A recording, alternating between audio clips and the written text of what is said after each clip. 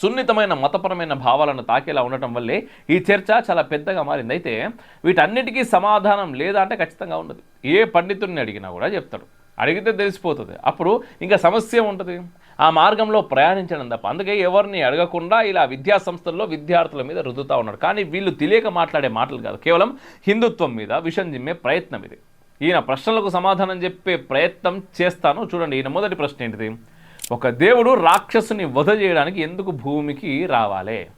అరే నాయన, ధర్మం ఏం చెప్తున్నదంటే అధర్మం ఎక్కడ పుడుతుందో అక్కడే దానికి ముగింపు రావాలి అని. అందుకే నరసింహుడు అహంకారం ఉన్న చోట స్తంభం నుంచి అవతరించిండు. అధర్మం ఎక్కడ ఉంటే దైవం అక్కడనే ప్రత్యక్షమవుతుంది.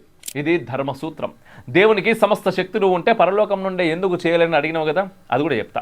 దైవశక్తిని అద్భుతాలు చేసి చూపించనీకి కాదు, ధర్మాన్ని ఎట్లా నిలుపుకోవాలనో మనిషికి చూపించనీకి. అవతారం అంటే శక్తి ప్రదర్శన అనుకున్నట్టున్నావు నువ్వు. పాపం మంచి చెడుల మధ్య ఉన్న స్పష్టమైన రేఖని ఒక అవతారం తీసుకొని ధర్మంగా ఎట్లా జీవించాలి, అధర్మం ఏ విధంగా రూపుమాపాలి, అహంకారాన్ని ఎట్లా నాశనం చేయాలి, అన్నింటినీ మనిషికి చూపించారు. మీరేదో ఊహాలోకంలో బ్రతికినట్టు కేవలం పైనుండి ఒక బటన్ నొక్కి న్యాయం చేయొచ్చు కదా అని అనేస్తే అయిపోదు. ప్రతిదానికి భూమి మీద జన్మెత్తిన జీవుడికి ఒక పాఠం నేర్పడమే ఉద్దేశం. దేవుని ఉద్దేశం, ధ్యేయం, దార్శనికత, ధర్మం కేవలం కార్యాచరణ మాత్రమే కాదు. ఇక పురాణాల్లో నాటకీయత ఎక్కువ, భయపెట్టనీకి రాసిన గదులే అని అంటా ఉన్నావు కదా. రాక్షస వధకి నువ్వెందుకు భయపడ్డావు? ఇది అర్థం కాని విషయం నాకు.